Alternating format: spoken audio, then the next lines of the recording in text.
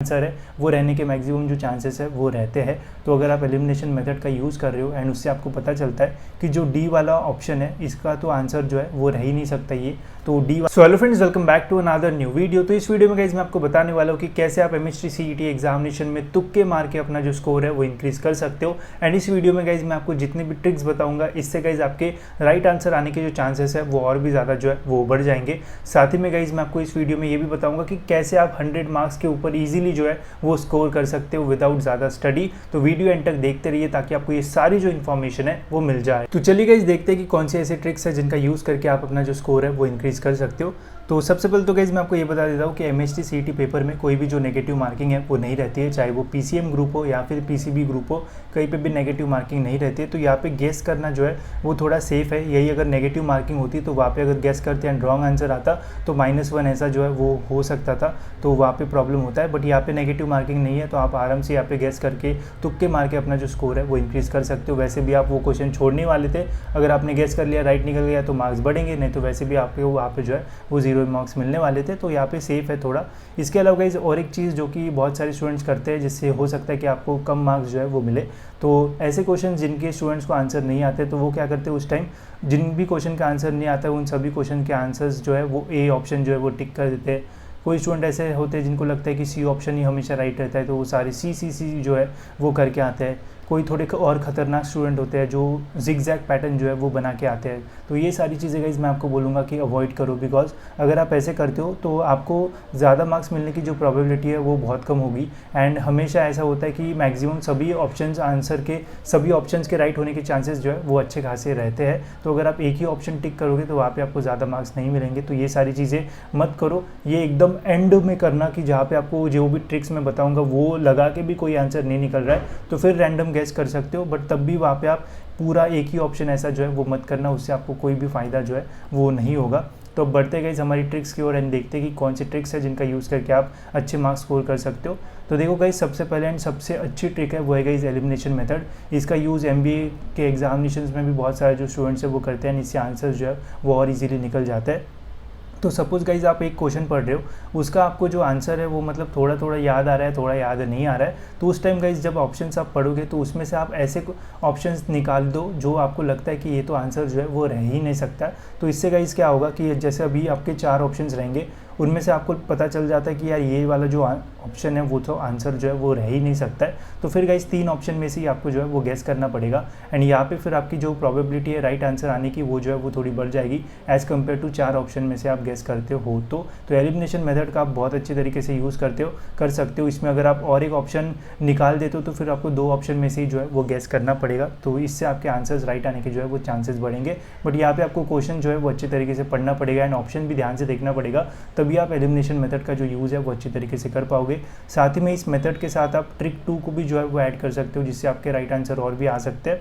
तो ट्रिक 2 है गाइस हमारी बी एंड सी मेथड। तो ऐसे स्टडी के अकॉर्डिंग गाइस बोला जाता है कि जो बी एंड सी में आंसर है वो रहने के मैक्सिमम जो चांसेस है वो रहते हैं। तो अगर आप एलिमिनेशन मेथड का यूज़ कर रहे हो एंड उससे आपको पता चलता है कि जो डी वाला ऑप्शन है इसका तो आंसर जो है वो रह ही नहीं सकता ये, तो डी वाले को आप कट कर दो। फिर आपके पास गाइस बचेंगे 3 ऑप्शन एंड इन 3 ऑप्शन में से बी एंड सी में आंसर रहने के जो चांसेस है वो थोड़े ज़्यादा रहेंगे एज़ कम्पेयर टू ए में रहने के।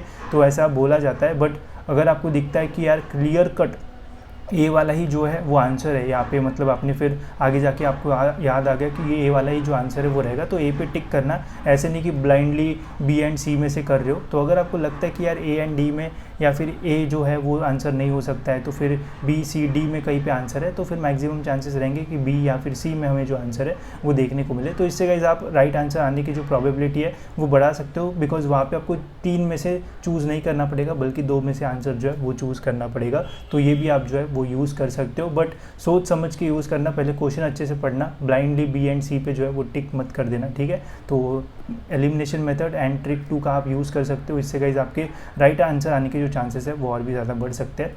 फिर है गाइस हमारी ट्रिक 3, ये तो मतलब आपको हमेशा पेपर में जो है वो देखने को मिलेगी, जो है गाइस एक्सट्रीम वैल्यूज ट्रिक।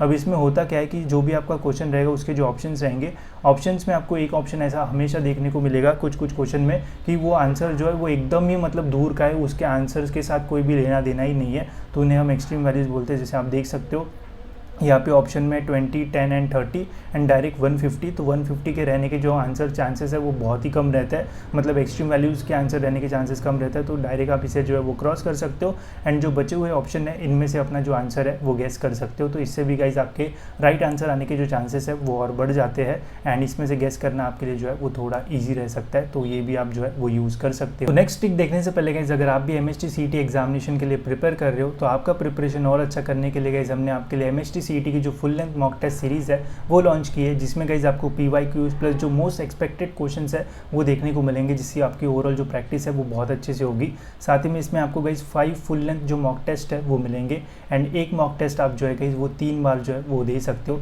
तो अगर आपको सीरियसली लेना है तो स्टार्टिंग में आप सीरियसली दे सकते हो एंड वहाँ पे अगर गाइज आपको तुक्के लगाना है या फिर गेस लगाने की भी प्रैक्टिस करना है तो वो भी गाइज आप यहाँ पे जो है वो कर सकते हो, जिससे आपकी काफ़ी ज़्यादा जो हेल्प है वो होगी।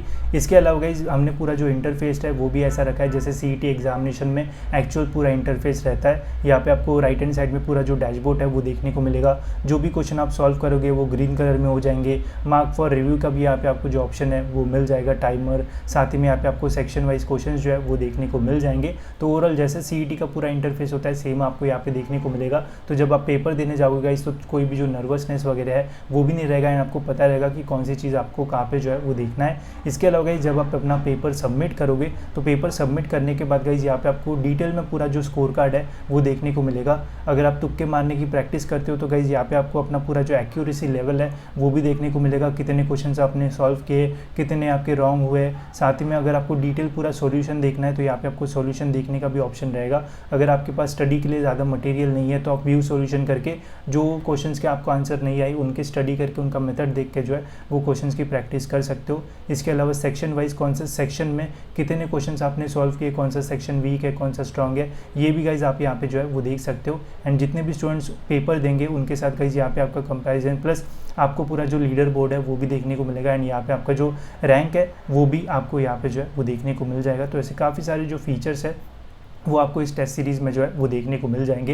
एंड ये टेस्ट गाइज अगर आपको मोबाइल फ़ोन पे देना है तो आप एंड्रॉयड मोबाइल पे दे सकते हो, जो ऐप है वो भी हमने बनाई है। एंड अगर आपको डेस्कटॉप या फिर लैपटॉप पे टेस्ट देना है तो वो भी गाइज आप दे सकते हो, जिससे आपकी एक्चुअल जो प्रैक्टिस है वो होगी। बिकॉज MST CET का जो पेपर है वो डेस्कटॉप पे होता है, तो आप डेस्कटॉप वाली जो प्रैक्टिस है वो भी आप यहाँ से जो है वो कर सकते हो। जो लिंक है वो डिस्क्रिप्शन में है एंड बहुत ही कम प्राइस गाइज हमने रखी है, तो सभी स्टूडेंट्स जो है वो इसका यूज़ करके अपनी जो प्रैक्टिस है वो कर सकते हो। ठीक है, तो लिंक्स जो है वो डिस्क्रिप्शन में आपको मिल जाएगी। तो अब देखते हैं गाइज हमारी नेक्स्ट ट्रिक जो कि हमारी ट्रिक नंबर 4 एंड ये जो ट्रिक है वो बहुत ज़्यादा पॉपुलर है। तो अगर आपको क्वेश्चन के ऑप्शन में all of the above and none of the above वाला जो ऑप्शन है वो देखने को मिल रहा है, तो इस कंडीशन में गाइज ऑल ऑफ द अबो के राइट आंसर रहने के जो चांसेस है वो सबसे ज़्यादा रहते हैं। एंड ऐसा अगर आपको पेपर में कोई भी क्वेश्चन आता है जिसके ऑप्शन में ऑल ऑफ द अबो वाला ऑप्शन आपको देखने को मिलता है, तो उस टाइम अगर आपको नहीं समझ में आ रहा है कि कौन सा आंसर है तो आप डायरेक्टली ऑल ऑफ द अबो को जो है वो टिक कर सकते हो।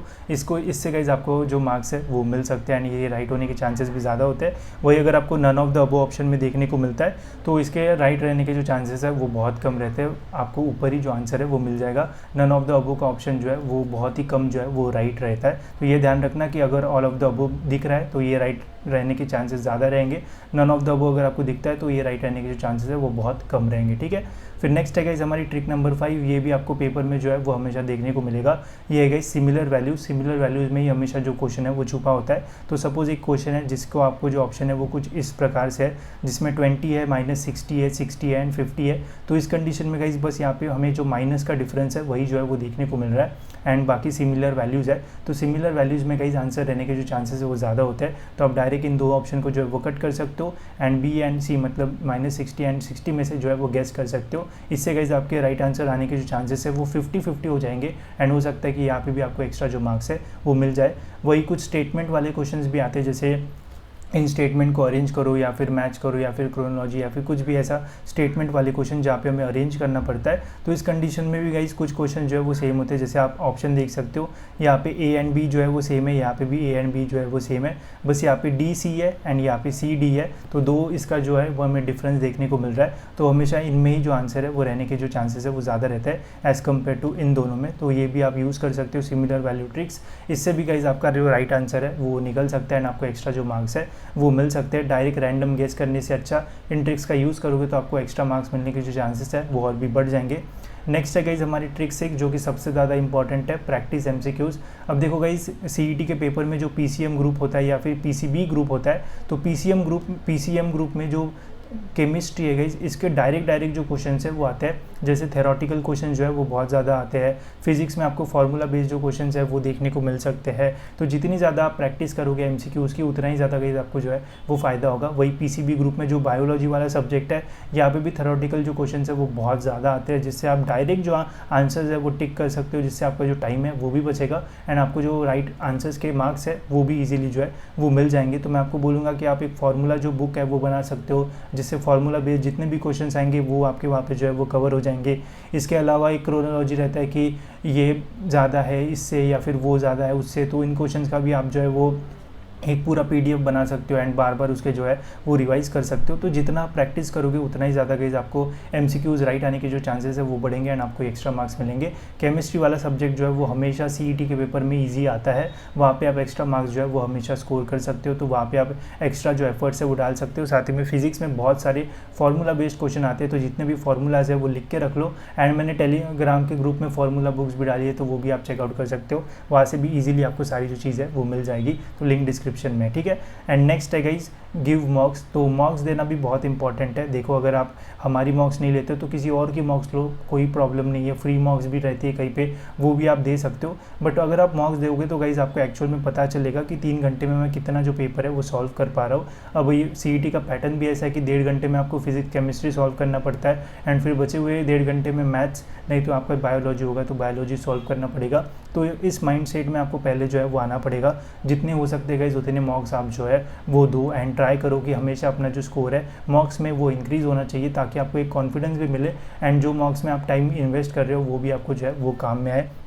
इसके अलावा मॉक्स देने के बाद आप जो आंसर किए वो भी डिटेल एनालिसिस करो एंड देखो कि कहाँ पे आपकी मिस्टेक हो रही है एंड आंसर निकालने के टाइम कहाँ पे आप कौन से स्टेप्स में मिस्टेक कर रहे हो। तो इससे गाइज आपको बहुत फ़ायदा होगा एंड जितना मॉक्स आप दोगे उससे आपकी प्रैक्टिस भी होगी एंड पेपर के टाइम जब आप वहाँ पे जाओगे तो आपको एक नर्वसनेस वाली जो फीलिंग है वो नहीं आएगी। तो इसका ज़रूर आप जो है वो यूज़ कर सकते हो, इससे ज़रूर आपको जो है वो फ़ायदा होगा। एंड हमने भी गाइज आपके लिए जो मॉक्स रखे उनका जो प्राइस है वो इतना कम रखा है ताकि कोई भी उसे जो है वो परचेज कर पाए एंड अपनी जो प्रैक्टिस है वो दे पाए। इसके अलावा गाइज हमने हमारे मॉक्स में 3 टाइम्स जो अटेम्प्ट्स है वो दिया है, तो 2 टाइम्स आप जो मॉक है वो सीरियसली दे सकते हो एंड 1 टाइम एक्सपेरिमेंट करके तुक्के मार के देख सकते हो कि कितने एक्स्ट्रा जो मार्क्स है वो आपको वहाँ पे मिल रहा है। तो बाकी मॉक्स की लिंक आपको जो है वो डिस्क्रिप्शन में मिल जाएगी, ठीक है। अब मैंने वीडियो के स्टार्टिंग में बताया था कि मैं आपको ये भी बताऊंगा कि कैसे आप 100+ जो मार्क्स है वो इजीली स्कोर कर सकते हो, तो वो भी मैं आपको बता देता हूँ।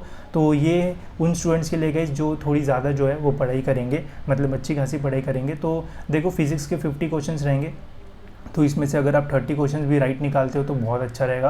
केमिस्ट्री में भी 30 एंड मैथ्स में भी 30, तो 30 का हम यहाँ पे लेके चलते हैं। तो अगर आप 30 भी निकालते हो तो 120 मार्क्स यहाँ पे आपको डायरेक्टली जो है वो मिल जाएंगे, जो कि मतलब अच्छी स्टडी करते हो तभी आप ये जो है वो कर पाओगे। एंड यहाँ पे आपके 20 जो क्वेश्चन है वो बचेंगे, मतलब कुल मिला के यहाँ पे 60 क्वेश्चन आपके जो है वो बच जाएंगे। एंड 60 क्वेश्चन को अगर आप गैस करते हो, तुक्के लगाते हो, तो यहाँ से अगर आपको 60 में से 15 या 20 मार्क्स भी मिलता है तो यहाँ पे अगर हम 20 मार्क्स भी ऐड करते हैं तो 140+ यहाँ पे आपको इजीली जो मार्क्स है वो मिल सकते हैं एंड टॉप 10 कॉलेज में आपको एक अच्छी ब्रांच जो है वो मिल सकती है। वही ऐसे स्टूडेंट जो ज़्यादा पढ़ाई नहीं करते, जिनको लगता है कि यार पढ़ाई करना जो है वो थोड़ा टफ रहेगा, तो उनके लिए गाइस हम 20-20 मेथड भी लेके जा सकते हैं, जिसमें अगर आप फिजिक्स में 20, केमिस्ट्री में 20 एंड मैथ्स में 20-20 जो है वो सॉल्व करते हो तो गाइस यहाँ पे आपको जो है वो 40 मार्क्स मिल जाएंगे। एंड मैथ्स में 20 क्वेश्चन सॉल्व करोगे तो यहाँ पे गाइस आपको जो है वो मिल जाएंगे 40 मार्क्स, बिकॉज यहाँ पे 2 मार्क्स रहते हैं, तो 80 मार्क्स से यहाँ पे आपके हो जाएंगे। एंड यहाँ पे बचते हैं गाइस 90 क्वेश्चन एंड 90 क्वेश्चन में गैस करोगे तो आराम से आप 30-40 मार्क्स जो है वो स्कोर कर सकते हो। तो इससे आपका जो स्कोर है वो 100+ जो है वो इजीली जा सकता है। तो इतना तो आप कर ही सकते हो, ठीक है। ट्राई करो, इतना जो ज़्यादा पढ़ाई नहीं कर रही, इतना भी अगर होता है तब भी आपको 100+ जो मार्क्स है वो मिल सकता है। बहुत सारे स्टूडेंट्स मैथ्स में फंस जाते हैं, मैथ्स की पढ़ाई करते हैं एंड फिजिक्स केमिस्ट्री को भूल जाते हैं एंड फिर पता चलता है कि यार फिजिक्स केमिस्ट्री तो बहुत ईजी था एंड मैथ्स टफ था। तो ये सारी गलतियाँ मत करो, कोई भी सॉल्व करोगे तो आपको मार्क्स ऑलमोस्ट उतने ही मिलेंगे। बस मैथ्स में 50 क्वेश्चन के 100 मार्क्स हैं एंड फिजिक्स केमिस्ट्री में 50 के 50 मार्क्स से आपको जो है वो मिलेंगे, ठीक है। बट स्ट्रैटेजी बनाओ, आप देखो कि कौन सा आपका स्ट्रॉन्ग सब्जेक्ट लगता है एंड वैसी प्रिपरेशन करो तो आपको ज़रूर फायदा होगा ना, आगे जाके आपको बहुत अच्छे जो मार्क्स है वो मिल सकते हैं, ठीक है। बाकी मैंने आपको सारी जो ट्रिक्स है वो तो बता दी है। कुछ क्वेश्चन होगा तो कमेंट्स में आप पूछ सकते हो। मॉक टेस्ट की सीरीज़ की जो लिंक है वो डिस्क्रिप्शन में मिल जाएगी, आप ऐप पे या फिर वेबसाइट पे दोनों पे दे सकते हो, लिंक्स डिस्क्रिप्शन में मिल जाएगी, ठीक है। तो इस वीडियो में इतना ही, मिलते हैं गाइस ऐसी और एक इन्फॉर्मेटिव वीडियो में।